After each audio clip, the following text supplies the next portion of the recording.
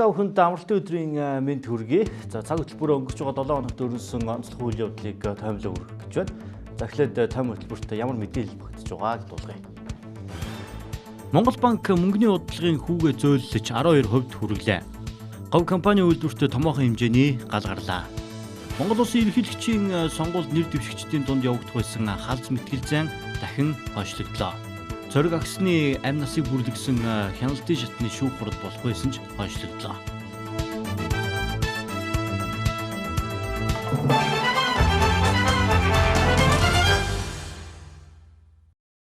Өнгөрч байгаа 7 хоногт Монгол банкны мөнгөний бодлогын зөвлөл хоролдож мөнгөний бодлогод өөрчлөлт орууллаа. 2016 онд бол Монгол банк бодлогын хүүгээ бол 15% хүргэсэн. За энэ бол байж болох хамгийн өндөр түвшинд бол Монгол банк бодлогын хүүг аваадсан. За яагаад энэ 15% хүргэсэн бэ гэхээр ер нь бол төгрөг өөрөө их маш их суларж гисэн. За валютын ханш чангарсан. За ийм учраас энэ өөрчлөлтийг зохицуулахын тулд бодлогын хүүг 15% хүргэсэн. За энэ бол нэлээд эдийн засгийн хумж авчираад за ер нь бол эдийн засгийн өсөлтийг бол сааруулдаг ийм сул талтай хэдийгээр төгрөгийнхөө ханшиг доктортой, валютын ханшиг доктортой барьж байгаа ч гэсэн эдийн засгийн хомждог ийм бодлого байсан. За энэ бодлогыг бол өнгөрсөн 7 хоногт бол бас 2016 онд 1%-аар буулгаад 14 болгоодсэн бол өнгөрсөн 7 хоногт Монгол банкны бодлогын зөвлөл хуралдаад ахаад 2%-аар бууруулж за 12%-тай тэнцвүүлж байна.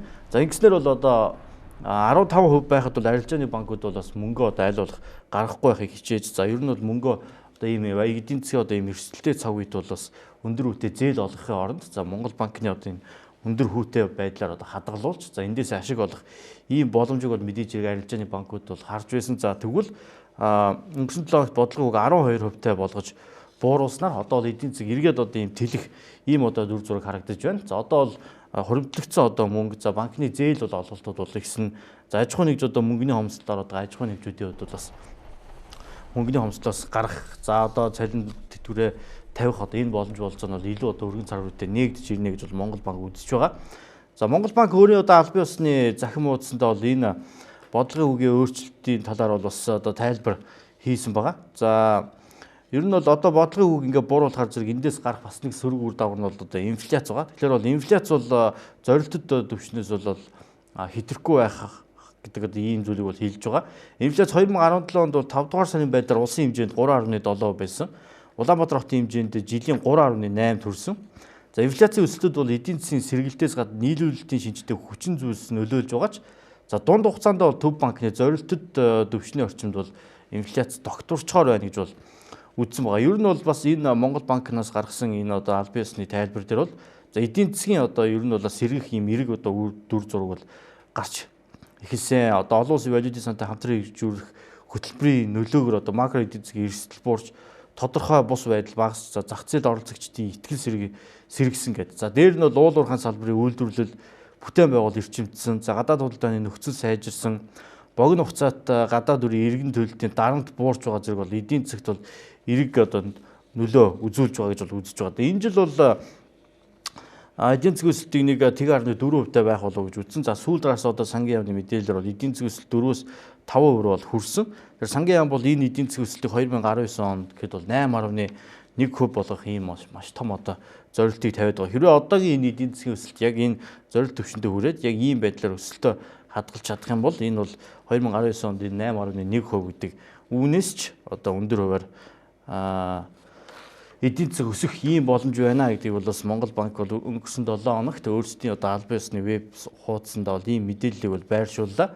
За энэ бол сүүлийн хэдэн жилд манай улсад төрсөн эдийн засгийн хүндрэл бэрхшээл за энэ аж ахуйн нэгжүүдэд үүсэж байгаа дарамт иргэдэд үүсэж байгаа энэ эдийн засгийн дарамт бол бас бага зэрэг буурах нь одоо бол бодлогын хөө зөөлрж байгаа учраас за арилжааны банкуд бол бас зээл олгох байдал нь бол арай идэвхжиж үргэлжилж эхэлнэ. За ингэснээр бол зах зээлдэх мөнгөний нийлүүлэлт бол бас нэмэгдэх хэрээр бол эдийн засаг ахаад цар хүрээгээ тэлэх ийм боломж байгаа гэдгийг бол бас Монгол банк албан ёсны тайлбартай хийсэн байна. За энэ бол өнгөрсөн 7 хоногт гарсан манай улсын эдийн засагт гарсан томоохон өөрчлөлт байлаа. За мөн өнгөрсөн 7 хоногт гарсан бас нэг үйл явдал бол говь компани байранд гарсан гал байлаа. Тэгэхээр энэ гал бол орой үдшийн одоо 20 цаг 45 минутад бол говь компани одоо дээвэр бол шатаж эхэлсэн. За ингээд энэ галыг бол 20 цаг 45 минутаас маргааш өдрийнх нь 16 цаг хүртэл бол одоо гал сөнөөгчд, цагдаагийн байгууллага, замун одоо сайн дураараа очсон иргэд, за бусад аж ахуйн нэгжийн тусламжтайгаар одоо энэ компани одоо дээвэр дээр гарсан галыг бол унтраасан байгаа. Ерөнхийдөө энэ гал бол маш хурцтай одоо цар хүрээгээ тэлсэн. Яагаад ийм хурдтай одоо тэлсэн бэ гэдэг бол онцгой байдлынхан бол бас тайлбарсан байгаа. За олон давхар одоо хар цаас тавьсан. Дээр нь одоо дээвэр бол одоо бас мод ихтэй учраас галыг бол унтраахад том бэрхшээлтэй байсан гэдгийг бол одоо энэ гал сөнөөгч, гал аврагчид бол хэлсэн. За энэ галыг унтраахын тулд 12 минут тутамд за 6 тонн ус зарцуулсан байгаа. За дээрэс нь одоо гал тэргээр бол нийтдээ 68 тонн бол одоо ус авчирч одоо энэ галыг бол унтраахад зориулсан. За мөн одоо гал унтраах аврах ангийн одоо 11 ангийн 158 одоо албаагч одоо ажилласан. За дээр нь цагдаагийн албаагчтайгаа нийлээд ингээд 250 гаруй хүн бол одоо энэ одоо галыг унтраахаар бол одоо бүтэн шөнийн турш ажилласан. За богдхан ууланд гарсан галыг одоо унтраалж байсан ангийнхныг мөн одоо дуудаж авчирч за хүч нэмэгдүүлж энэ говь компани дээвэр шатсан энэ одоо галыг унтраахын төлөө бол ажилласан байгаа. За тэгээ энэ галыг бол одоо 16 цагт бол одоо унтраасан байгаа. Бүрэн одоо унтраасан. За мэдээж хэрэг одоо яг иймэрхүү хэмжээний том хэмжээний гал гарахад бол ер нь онцгой байдлын алба техник одоо техникийн хүчин чадал, материалын бааз, хүн хүч бол сайжруулах хэрэгтэй байна гэдэг бол ийм дүр зураг бол бас эндээс харагдсан. За энэ үнийг ч гэсэн одоо мэргэжлийн байгууллагын хүмүүс хэлсэн байгаа. За ингээ галтай холбоотойгоор онцгой байдлын албаагчдын бас өгсөн ярилцлага мэдээллүүдийг одоо хүргэе. Байдал бол нэлээд хүнд байна. Энэ ямар учиртай байна вэ гэхээр дээврийн тэр мансардыг бол нэлээд шатах материалаар хийсэн. Тэгээд тэр нь задаргаа хийгдэхэд маш их хүнд байна. Тэр задаргаа хийгдсэн үед нь бол одоо маш их хэмжээний тэр нөгөө хөөсөн цөр шилийн хүнд дулаалгууд бол шатаж бас их хэмжээний хотгийн утаа бас ялгарсан иймэрхүү байдалтай байна. 1981 онд баригдсан 2 давхар төмөр бетон хан тулгуур вагантай тэнхлэгээрээ урт нь 198 м, өргөн нь 126 м, эргэн тойрондоо авралтын 9 гацтай нийт дээврийн талбай бол нэг 30,000 орчим метр квадрат ийм талбай өгөхий барилга байна. Хоёрдугаар зэргийн барилгын бетонын хүчлэлтэн дээр одоо модын хийс бүтээцээр 40 орчим метр өндөрлөөд ингээд тэрэн дээр их хэмжээний дулаалга, хөөсөнцөр, шилэн хөвөн одоо модон хийс бүтээц гэсэн ийм шатах материалуудыг их хэмжээтэй ингэж тавьсан энэ давхрыг л бид нэр энэ гал төмөрт одоо шатаасан.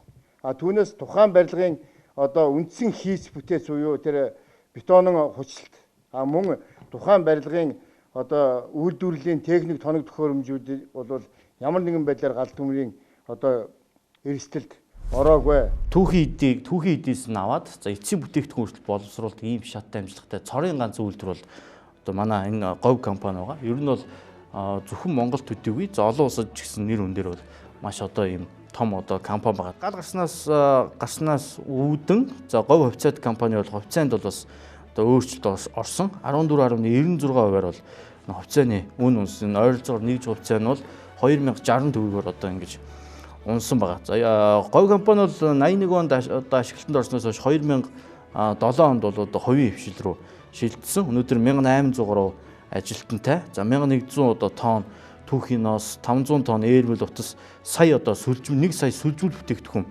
боловсруулах хүчин чадалтай. За түрүүн би бас хэлжүүлсэн түүхийн эдээс нь аваад эцсийн бүтээгдэхүүн хүртэл боловсруулах юм хүчин чадалтай манай улсад байгаа.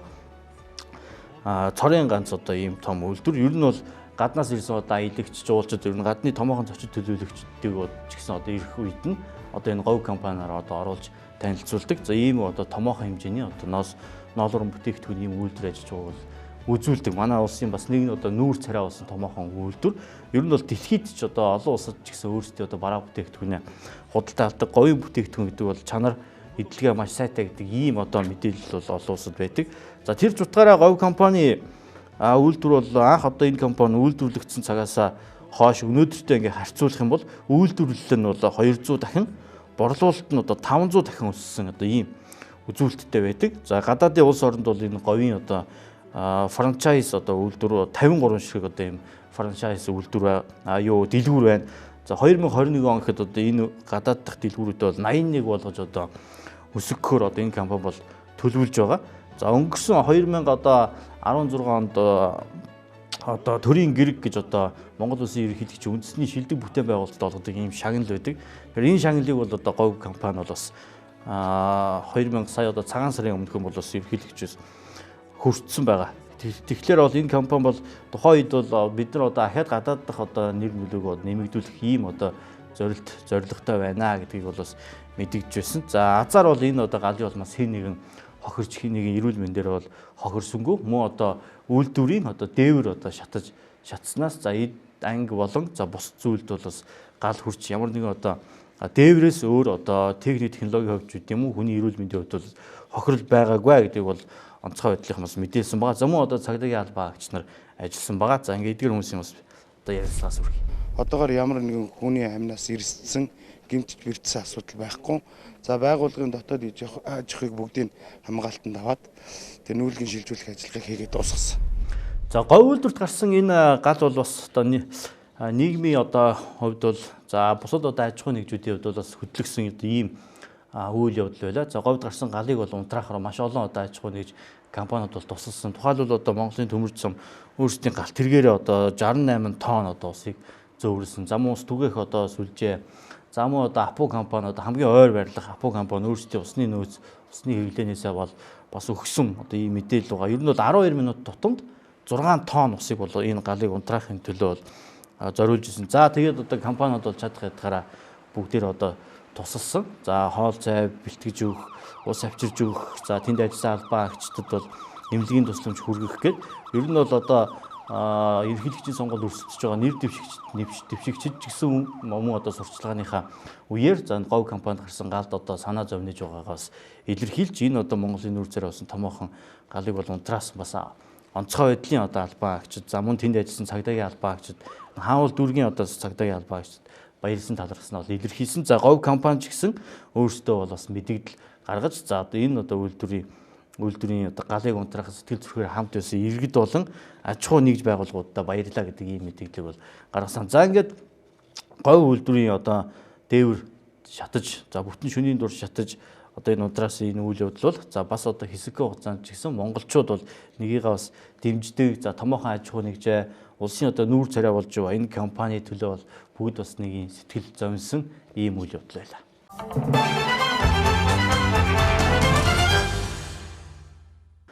За Монгол улсад бол ерөнхийлөгчийн сонгуулийн сурталчилгаа одоо хийж явагдаж байгаа. За Монгол улсын ерөнхийлөгчийн төрийн тэргүүнээ сонгох санал хураалт бол энэ сарын одоо 26-ны өдөр явагдах байгаа. За сонгуулийн сурталчилгаа бол 24-ний оройн тэг цаг хэд бол дуусна. За ингээд 25-нд ямар сурталчилгаа явагдахгүй.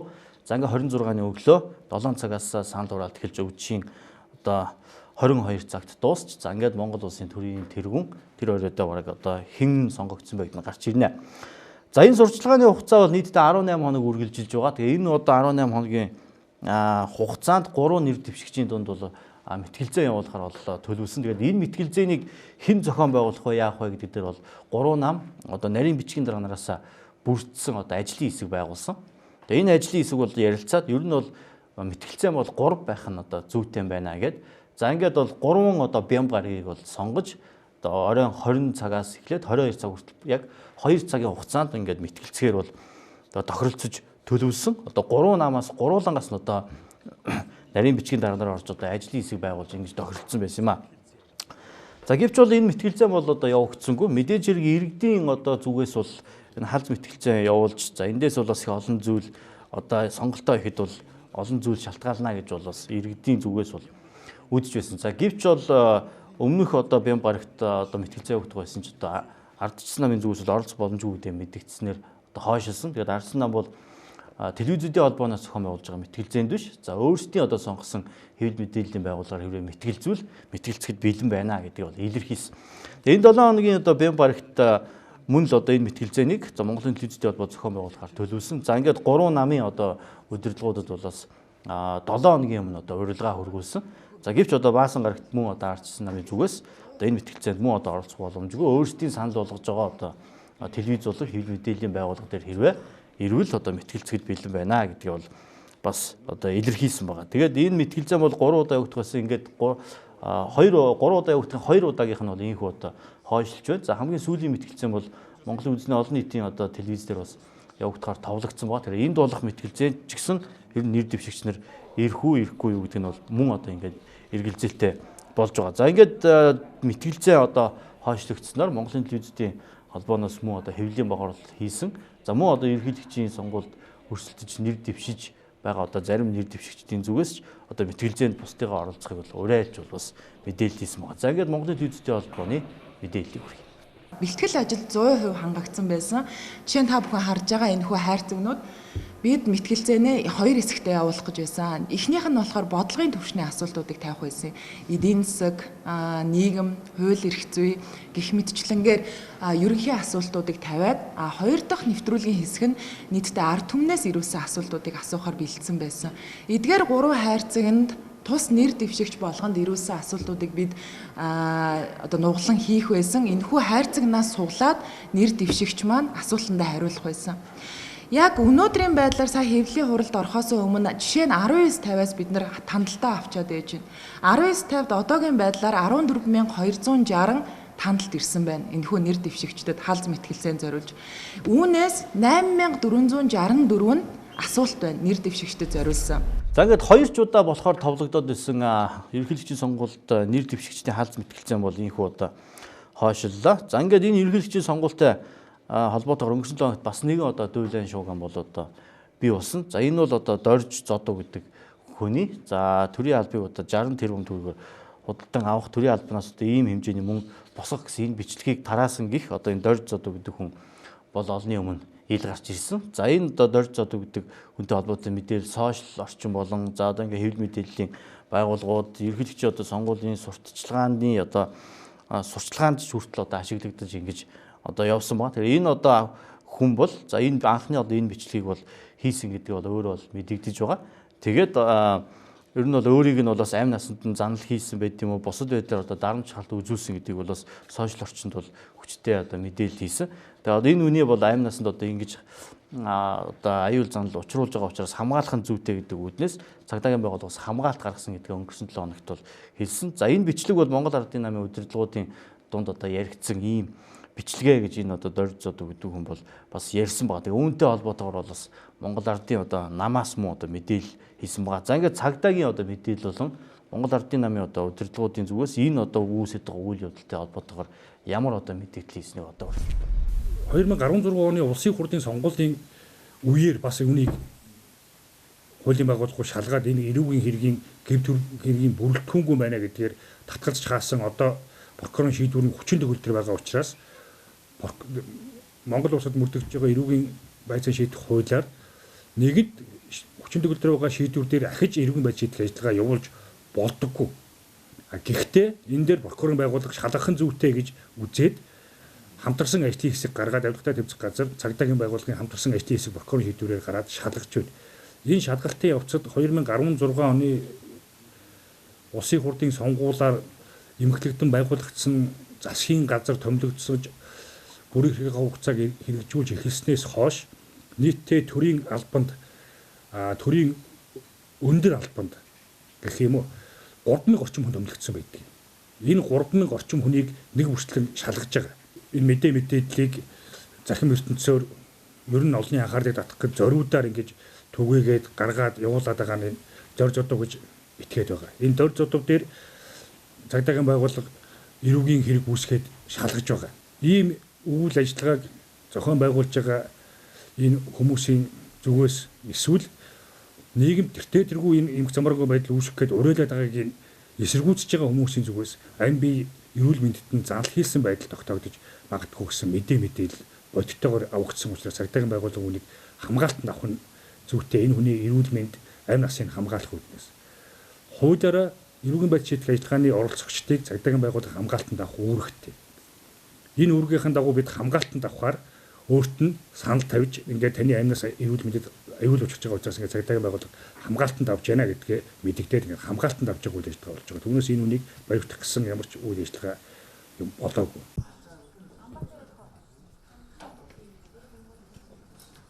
Зориудаар зохион байгуулсан бэлтгэсэн эвлүүлсэн нийтлэл нэвтрүүлэг мэдээллийг бол олон нийтэд зохион байгуулалтаар түгээж байна.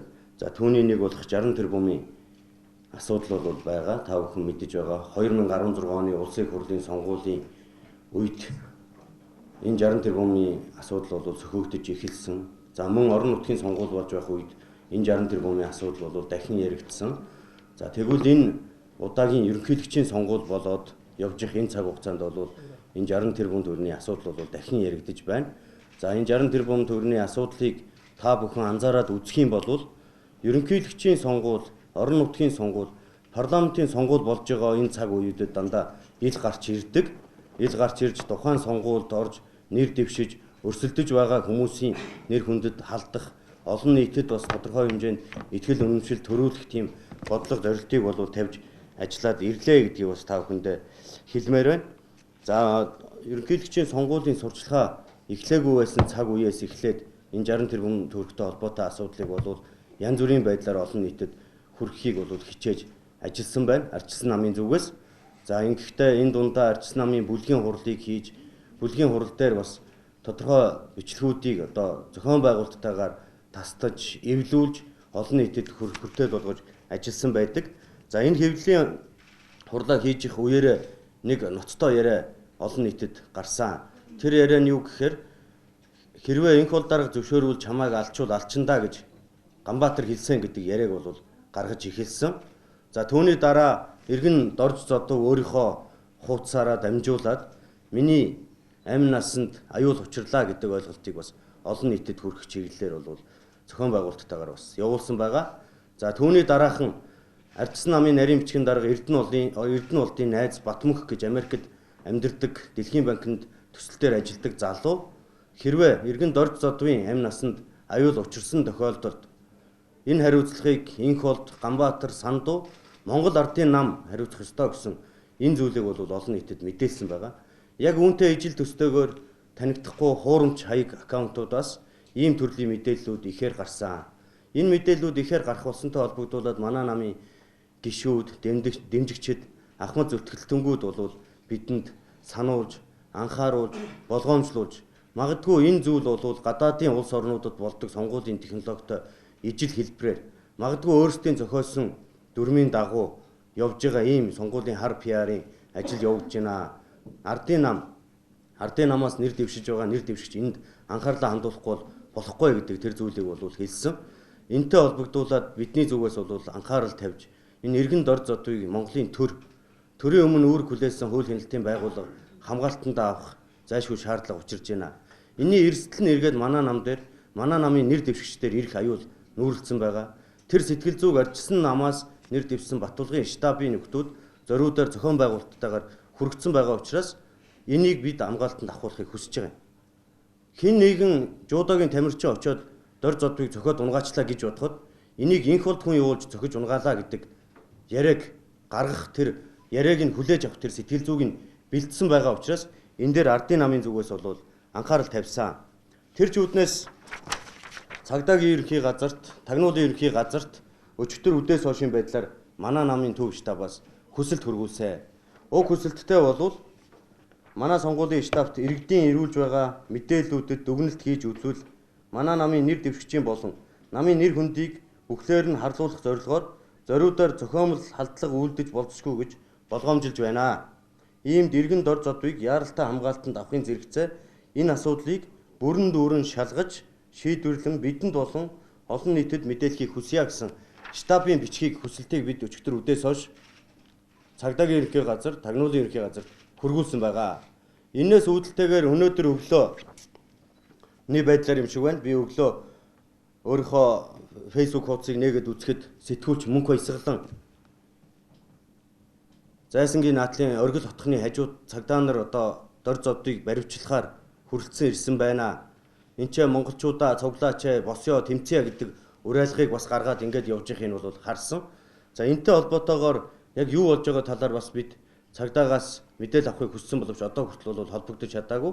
Сая хийсэн хэвлэлийн хурлыг нь сонсож байхад бол цагдаа хамгаалтанд авахар очсон. Хайгаад явсан, хайж яваад олоход улсын их хурлын гишүүнээр ажиллаж байсан ардчилсан намын бодлогын орооны гишүүн оюун гэрэл гэдэг хүний гэрт байна. Гэр бүлийнх нь хүн гадаадын иргэн гэж. Ийм хүний гэрт байна. Бид бол одоо ингээд хамгаалтандаа авсан байгаа гэдэг мэдээллийг хийж байгаа. Гэтэл нөгөө талаас ардчсан намын оюун гэрлийн зүгээс ярьж байгаа мэдээлэл нь болохоор манай нөхөр Америкийн иргэн, гадаадын иргэн хүнд одоо Монголын хууль үйлчилж болохгүй, орж баривчилж болохгүй. Тийм учраас цагдаа нар баривчилж чадахгүй зогсож байна гэсэн мэдээллийг хийж байгаа. Тэгэхээр энэ дээр ингээд харьцуулаад үзэхэд элтэд мушгин гуйвлсан. Элтэд олон нийтийг хуурам мэхэлсэн юм үйлдэлүүд энэ мэтчилгээр гарч байна. Тэгэхээр энэ үйлдэлийг одоо анхааралтай авч ялгаж салгаж ойлгож та бүхэн нь бас энийг тунгаан бодож дүгэн цэгнээч гэдэг энэ хүсэлтийг тавьж байгаа.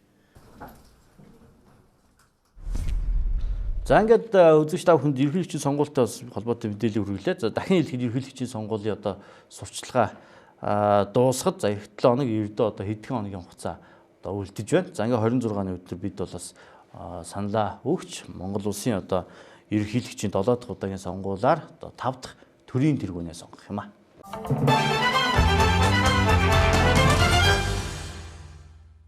За өнгөрсөн 7 хоногт мөн одоо Аан 2 гэж одоо нисэх онгоц ослын буулт хийж одоо эвдэрсэн. Тэгээд энэ онгоцны одоо талаар ер нь яг юу болсон талаар бол бас иргэний нисэх ерхий газраас өнгөрсөн 7 хоногт бол мэдээлэл хийсэн байна. Тэгэхээр Аан 2 гэдэг энэ онгоц бол 6 дугаар сарын 2-ны өдөр одоо Сэлэнг одоо Хинтээ аймгийн одоо чиглэлд Хинтээ аймгийн одоо хэд хэдэн сумын чиглэлд нислэг үйлдэхээр төлөвлөж байгаад за одоо гүйлтийн зурвас гэж ярьдаг одоо онгоц нисэх хөөрөх зурвасын үед одоо осолтож одоо замаас гарсан. Тэгээд энэ одоо ослын улмаас одоо хин ямар нэг хүний одоо амнаас охироогүй. За гэхдээ энэ онгоцыг бол хойд өршид бол бас зас сэлбүүлсэн. Замуу одоо их орондоо авчирсан. Энэ онгоцоор бол одоо байгалийн гам шиг тохиолдсон үед байд юм уу? Ер нь өвчин зовлон тулгарсан. За түргэн тусламжийн үйл ажиллагаа гэдэг энэ одоо үйл ажиллагаанд ашиглахаар одоо Монгол улс бол авчираад байсан юм. Одоо зас сэлбэд бол одоо буцаагаад их орондоо авчирдсан. За ингээд анхны нислэгийнхаа үеэр бол одоо энэ онгоц одоо хэвдэрч одоо замаас гарсан. Тэгээд энэ юунаас болсон бэ? Яагаад ийм зүйл болсон бэ?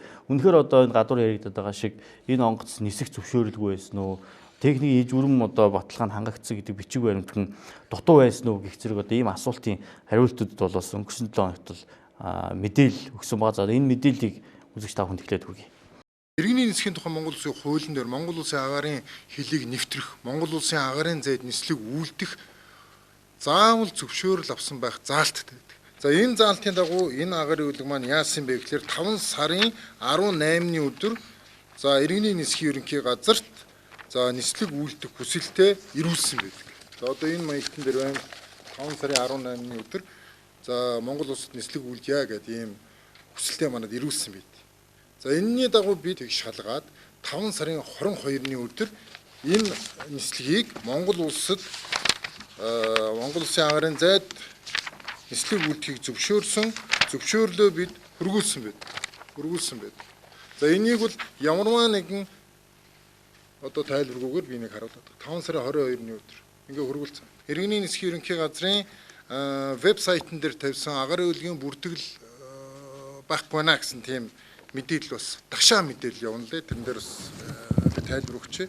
Ерөнхийдөө энэ ямар агаарын үйлдвэрийн бүртгэлийг тавьдгийм бэ гэхлээр Монгол улсын иргэн аж ахуй агаарын тээвэрлэгчний өмчлөлд байгаа агаарын хөлгийн бүртгэл энд тавигддаг. Монгол улсын хэмжээнд биш энэ бол Оросын холбооны улсын өмчлөлд байгаа агаарын үйлдвэр яриад. Тэгэхээр энэ бүртгэлд орох шаардлагагүй, тийм боломжгүй. Ослын шалтгааныг тогтоох баг Оросын холбооны улсаас ирж шинжилж байна. Дүгнэлт нь 3 сараас 1 жилийн дараа гарна. Урьдчилсан дүгнэлтээр осолд цагаагаарын болон гадны хүчин зүйлсийн нөлөө байгаагүй гэдгийг тогтоожээ. Манай Монгол 40-50 жил ашиглаж байсан Аан 2 онгоцыг суурин дээр хамгийн орчин үеийн хөдөлгөөртэй, хамгийн эдийн засгийн ашигтай, хамгийн боломжтой ийм өөрчлөлт хийсэн агаар үлгэд бид хүн танаа Монгол санал тавьж байна гэсэн үгнээс бид хүн бол Оросын холбооны улстай бол хамтран ажиллахаар шийдсэн байгаа. Энэ Чингис хааны эсэх будууд болсон энэ явдалтай холбоотойгоор Монгол улсын засгийн газар, зам тээврийн хөгжлийн яам, иргэний эсхийн ерөнхий газар ямар ч өр төлбөрт орохгүй гэдгийг албан ёсоор хэлмээр байна. Яагаад гэвэл энэ өөрөө Оросын холбооны улсын онгоц, дээр нь Оросын холбооны улсын бүртгэлтэй онгоц байсан учраас иргэний нисхийн байгууллагын үйл ажиллагаа, төрийн байгууллагын үйл ажиллагаанд ямар нэгэн улс төрийн нам, сонгуулийн штаб хөндлөнгөөс битгий оролцооч гэдгийг албан ёсоор уриалмаар байна. Яагаад гэвэл энэ осол шинжилгээг шалгах энэ үйл явдал чинь олон улсын ИКАО-гийн Annex 13-аар зохицуулагддаг. Бид нар олон улсын ИКАО-гийн өмнө хүлээсэн үүрэгтэй. Энэ осол шинжилгээг шалгаж байх хугацаанд элдв худлаа мэдээлэл тараахгүй өгөхгүй байх үүрэгтэй. За Ан 2 онгоцны хувьд бол 1946-аас 48 оны үед бол бүтээгдсэн гэж үздэг. За зохион бүтээгчид Антоновын одоо товчоонд бол энэ онгоц анх одоо хийсэн мэдэг. За манай үзэгчид бол говийн зэрэглээ гэж кинонд гардгаар нь бол сайн мэднэ. За мөн одоо хөдөө орон нутагт их нисдэг зарцаа ногоон онгоц гэж гэсэн одоо маш их одоо сайн тань. Тэгээд энэ онгоцыг бол зас цэлбэд шинжилээд хөдөлгүүрт нь өөрчлөлт хийгээд TBS 2MC гэж одоо ийм шин загварын онгоц болгон одоо хувиргасан.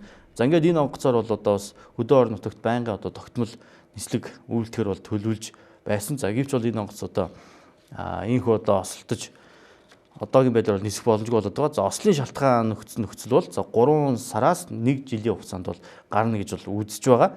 За Орос одоо инженерүүдийн одоо өгсөн мэдээллээр бол за цаг агаар болон одоо гадны ямар нэгэн хүчин зүйлээс шалтгаалж энэ онгоц бол одоо осолтоогүй байна гэдгийг бол бас хэлсэн байгаа. За ингээд энэ онгоц бол нисэх энэ үед бол Оросын одоо 2 нисгэгч 2 инженер за мөн одоо манай нисхийн одоо салбарын ийм ажилтан одоо удирдлагууд сууж явсан гэдэг ийм мэдээлэл байгаа. За энэ онгоцны одоо энэ ослын буултын улмаас хин нэгэн одоо хохирсон хүний одоо амнаас ирсэн ийм зүйл байх байгаа. За ингээд Ан 2 онгоцтой холбоотой ийм мэдээллийг бол өнгөрсөн 7 хоногт өгсөн байгаа.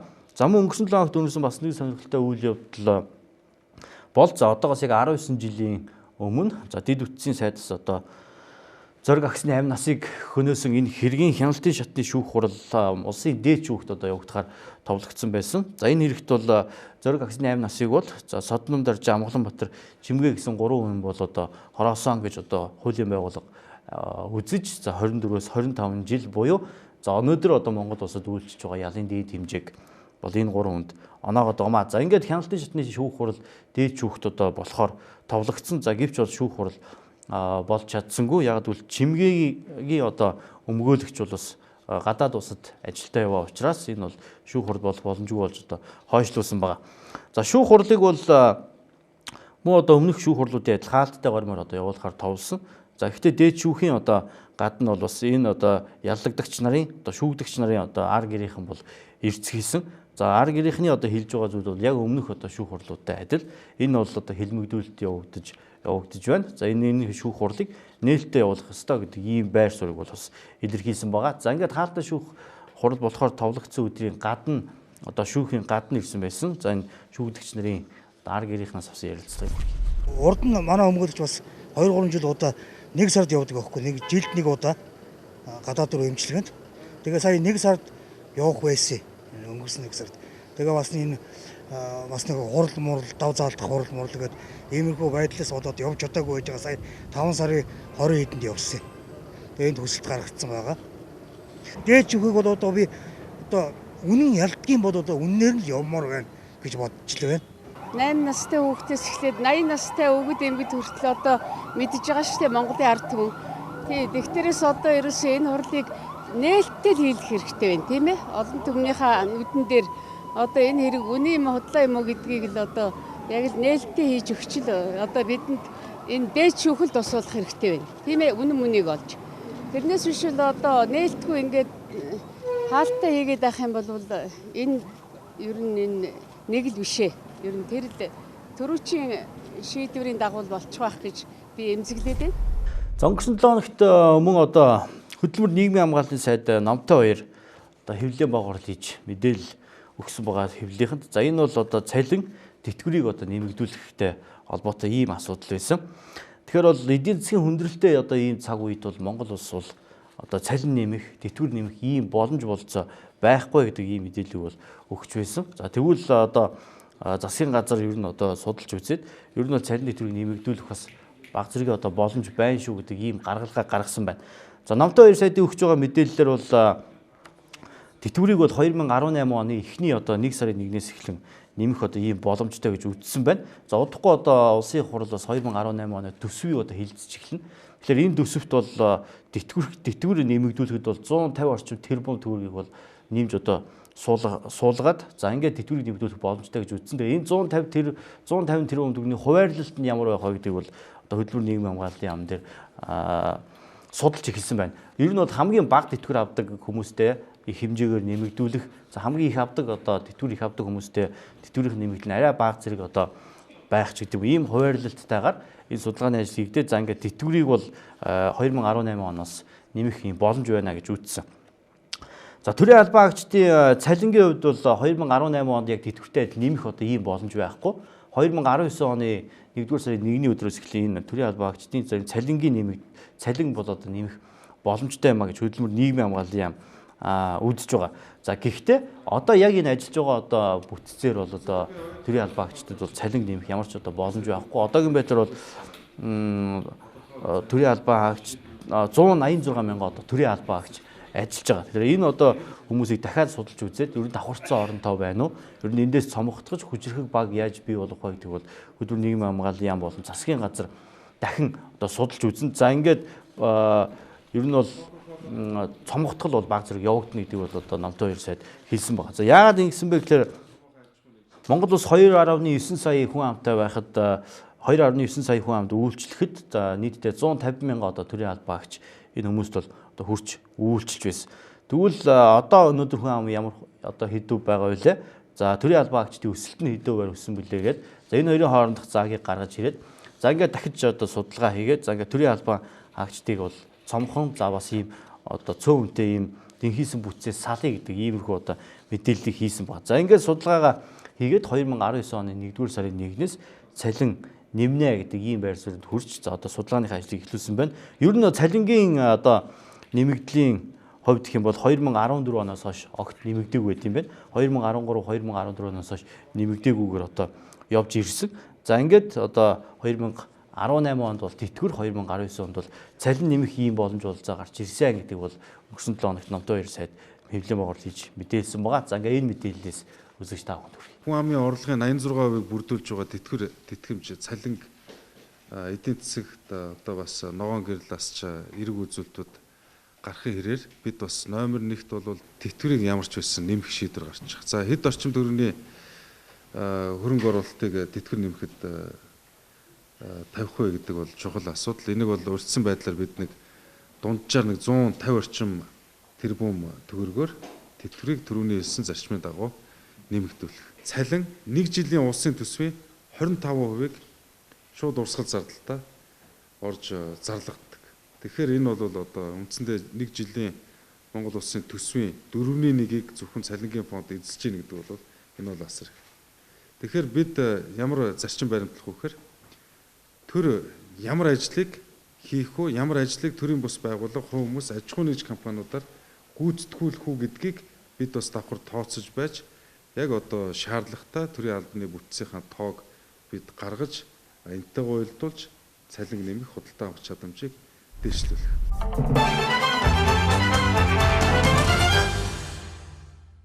За цаг хөтөлбөрийн таймтай хамт байгаа үзэгч та бүхэнд баярлалаа. За ингээд Монгол улсын ерөнхийлөгчийн сонгуулийн сурталчилгааны одоо хугацаа бол үргэлжилж байгаа. За ингээд Монгол улсын ерөнхийлөгчийн сонгуульд нэр дэвшигч нар бол хөдөө орон нутаг за нийслэл гээд одоо иргэд сонгогчдод уулзаж за өөрсдийн мөрийн хөтөлбөр болон бас ерөнхийлөгчөөр сонгогдвол хийх ажлын талаар танилцуулж яваа. За ингээд өнөөдөр ням гарагт за ерөнхийлөгчийн сонгуульд өрсөлдөж байгаа нэр дэвшигчид хаана ажиллаж за бас одоо иргэд сонгогчдоос ямар үг сонсож за тэднээс бас ямар захиа даалгавар авсан бэ гэдэг мэдээллийг одоо хүргэе.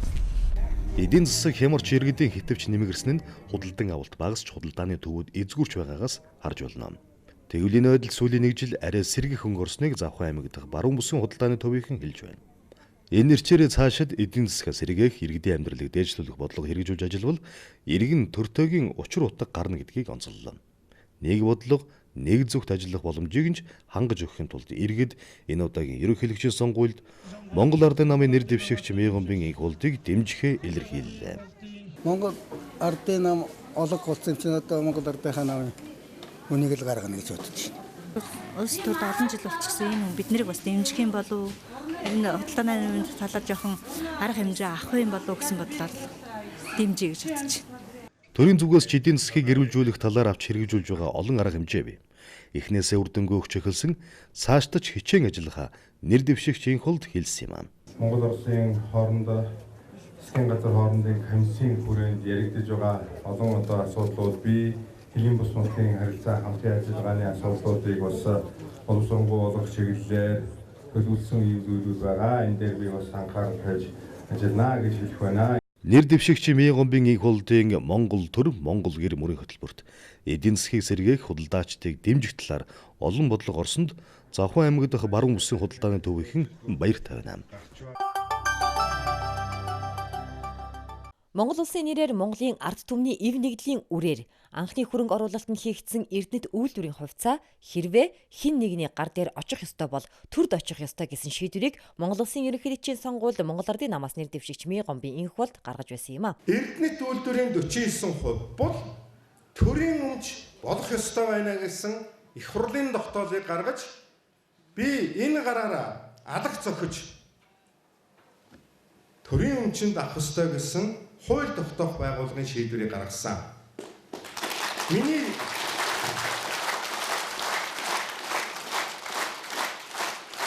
эдгээр үнэлэлт дүгнэлт шийдвэрүүд бодиттой ажил болж хэрэгжиж чадахгүй байгаа юм а. Энэ бол шүүх, хууль эрх мэдлийн байгууллагууд асуудлыг шудраг үнээр нь шийддэггүй хөндлөнгийн нөлөөнд автагддаг явдалтай шууд холбоотой. Улсын хурлын даргын гаргасан энэ шийдвэрийг анхан шатны шүүх хууль зөрчсөн гэж үзсэн. Бизнесийн бүлэглэлийн ашиг сонирхлын талд илтэд үйлчилсэн энэ шийдвэрт Эрдэнэтийн төдийгүй Монголын ард түмэн эгдүүцэж байна. Бүр инх бол дарга улсын хурлын дарга болоод өөрөө жинхэнэ тэр их хурлаар хуралдаа төр давж исэн. Юм нэгээр дуусахгүй бидний үр хүүхэд ч гэсэн цаашдаа бас нэг улсын өөрийн гэсэн үйлдвэртэй үлдгэлтэй тийм үстэй тэр нэг хүний хувийн компанид үлдчихснээс Монголын ард түмэндээ төрдөө үлдсэн дээрлэл гэж бодож байгаа. Их хурлын дарга бол алхаа зохиод ер нь маш зоримог шийдвэр гаргасан. Инх хурл дарга маш зоримог шийдвэр гаргасан гэж би бодож байна. Ер нь бол их том маф бүлэглэл дээр ингэж шийдвэр гаргана гэдэг чинь бас л зоримог гэж ойлгоод байгаа шүү. Монголын ард түмэн тэр дундаа Эрдэнэт хотын иргэд Эрдэнэт үйлдвэрээ авах хэрэгтэй. Монгол улсын ерөнхийлөгчийн сонгуульд Монгол Ардын намаас нэр дэвшигч Мегомбын инх болд Эрдэнэт үйлдвэрийн 49%-ийг төрд авч чадах юм бол Эрдэнэтийн ажилтан Эрдэнэт хотын иргэдэд тодорхой хувийг хувьцаа хэлбэрээр эзэмшүүлэх боломжийг олж харсан юм а. Өөрөөр хэлбэл Эрдэнэтийн жинхэнэ эзэд энэ үйлдвэрийн орлогоос ногдол ашиг хүртэх боломжийг бүрдүүлэх төлөвлөгөөтэй. Энэ эрхийг нээхийн тулд Монгол Ардын нам ард түмний талд шүүх засаглалын цэвэр тунгалаг байдлын төлөө тэмцэж байна.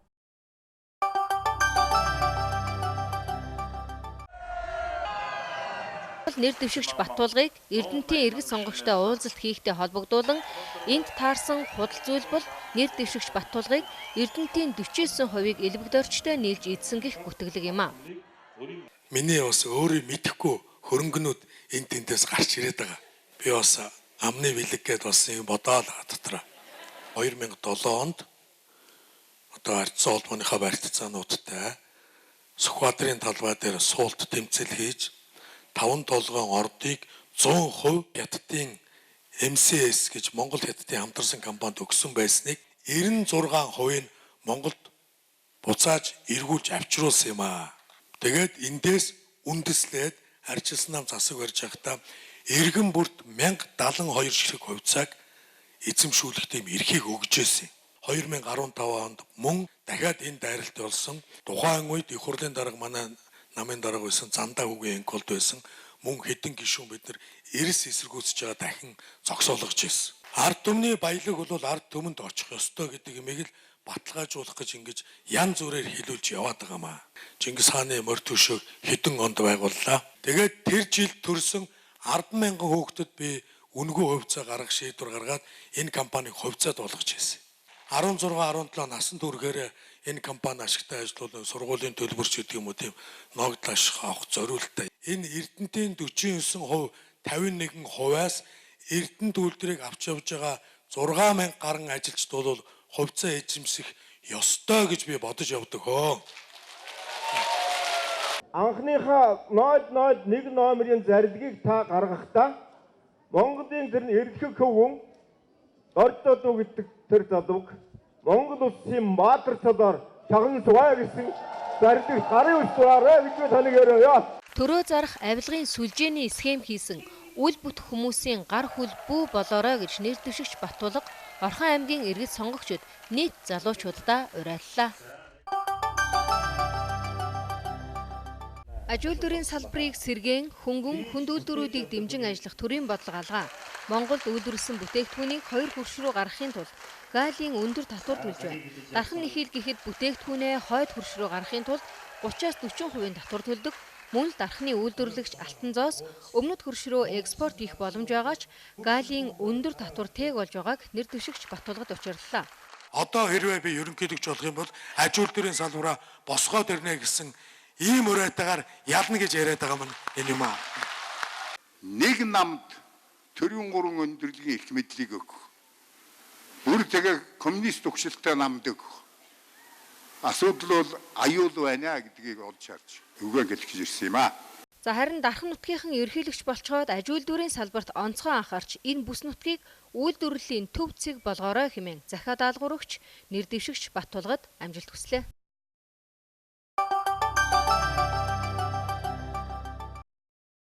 За гэрээг Монгол улсын сонгуулийн насны хүн бүртээ байгуулна. За хэрвээ Ганбаатар нэр дэвшигч ерөнхийлөгчийн сонгуульд ялалт байгуулад за гэрээн заасан ажлаа төрийн тэргүүний үед биелүүлж чадаагүй тохиолдолд өөрийн хүсэлтээр огцрох тухайч гэрээнд зааж өгчээ. За өнөөдөр Монгол улсын сонгогчдын төлөөлөл болсон иргэдтэй дээрх гэрээгээ байгууллаа. За гэрээ байгуулсан иргэдийн төлөөлөл нь хөтөлбөрийн баатар гавьяатуудаас эхлээд жирийн малчин хүртэл байна. Хэрвээ би ард түмнийхөө дэмжлэгтэйгээр Монгол улсын ерөнхийлөгчөөр сонгогдсныхаа дараа энэхүү гэрээг бүхэлд нь эсвэл аль нэгэн зүйлийг нь үл хэрэгжүүлэх аваас албан тушаалаасаа шууд огцорно гэдгээ үүгээр батлан илэрхийлж байна. Миний бие ард түмнийхөө дэмжлэгтэйгээр Монгол улсын ерөнхийлөгчөөр сонгогдсныхаа дараа ард түмэнтэйгээ байгуулсан энэхүү гэрээг хэрэгжүүлэхийн тулд төр засгийн бүх шатны байгууллага албан тушаалтантай ажил хэрэгч харилцаа тогтоон идэвхтэй хамтран ажиллах бөгөөд хэрв төр засгийн аль нэг байгууллага албан тушаалтан миний ард түмэнтэй байгуулсан уг гэрээг болон түүний аль нэгэн зүйлийг хэрэгжүүлэхэд саад бэрхшээл учруулвал буруутантай хариуцлага тооцно. Уг гэрээний хэрэгжилтийг хянах, энэ тухай иргэдэд мэдээлэх, хэрэгжилтийн явцад алдаа завхрал гарвал нэн даруй засахын тулд хэвлэл мэдээллийн байгууллага иргэний нийгмийн байгууллагатай идэвхтэй хамтран ажиллана. Уг гэрээний хэрэгжилтийн явцыг надад итгэж, надтай гэрээ байгуулсан ард түмэндээ жил бүр тайлагнаж байна. Гэрээгээ 100% хэрэгжүүлнэ. Энэ гэрээ Монголын ард түмний ашиг тусын тулд Монгол төрийг хариуцлагатай байлгах болно. За Монгол Ардын хувьсгалт намаас нэр дэвшигчийн хариуцлагын гэрээг иргэдийн хувьд талархалтай хүлээн авч байна. За Монгол улс сүүлийн 20 гаруй жил улс төрд хариуцлага байхгүй явж ирсэн. За тиймээс хариуцлагын тогтолцоотой эргээд хариуцах эзэнтэй гэрээ байгуулж байгаа учраас дэмжин гэрээ байгуулж байна гэж иргэд хэлж байна. Тэгээ хамгийн гол нь бол хариуцлага хүлээх гэж 4 жил хариуцлага хүлээл гэж байгаа юм байна шүү дээ. Тийм болохоор зэрэг би бүр ээлж гарын өсөх зурья гэд өчигдөр утастаад хаана болох юм бэ гэж ингэж хэлээд ингээд хэлж байгаа. Тэгээ дээрэс нь энэ Ганбаатар бол өнөөдөр олон төмтэйгээр ард түмтэйгээ гэрээ хийж штт тийм ээ. Тийм болохоор зэрэг би бүр дуртай ярьж ингэж оролцож байгаа. Зүгээр энэ миний хувийн бодол шүү минийхөө. Ингэж бодож явж байгаа учраас би өнөөдөр энэ ерөнхийлөгчийн энэ ард түмтэйгээ хийж байгаа гэрээг бол маш их хариуцлагатайгаар хүлээж авч байна. Ганбаатар нь одоо Монгол ард түмнийхээ төлөө сэтгэл зүйтэй зориулан Монгол ард түмэнтэйгээ одоо хариуцлагын гэрээ хийж байгаа энэ түүхэн үйл явцад оролцож байгаадаа маш их баяртай байна. Энэ бас түүхэнд байхгүй шинэ үйл явдал болж байна. Ерөнхийлөгчд дэвшиж байгаа нэр дэвшигч сайн хүн Ганбаатар маань ард түмэнтэйгээ анх удаа ингэж гэрээ байгуулж байгаа нь бас сэтгэл нийлэмжтэй таатай сайхан үйл явдал гэж би бодож байна. За сонгуулийн сурталчилгаа дуусахад 7 хоногийн хугацаа байгаа. За энэ үлдсэн хугацаанд 21 аймаг 9 дүүрэг сум баг хороодод хүрч дээрх гэрээгээ иргэдтэй байгуулна гэж нэр дэвшигч Ганбаатар хэллээ.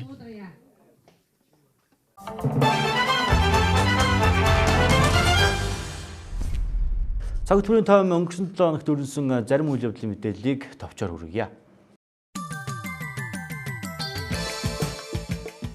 Агаарын бохирдол хамгийн ихтэд тооцогдож байгаа суурьшлийн 1-2 дугаар бүсэд амьдарч байгаа иргэд байртай болоход нийслэл дэмжлэг үзүүлэхээр болж байна.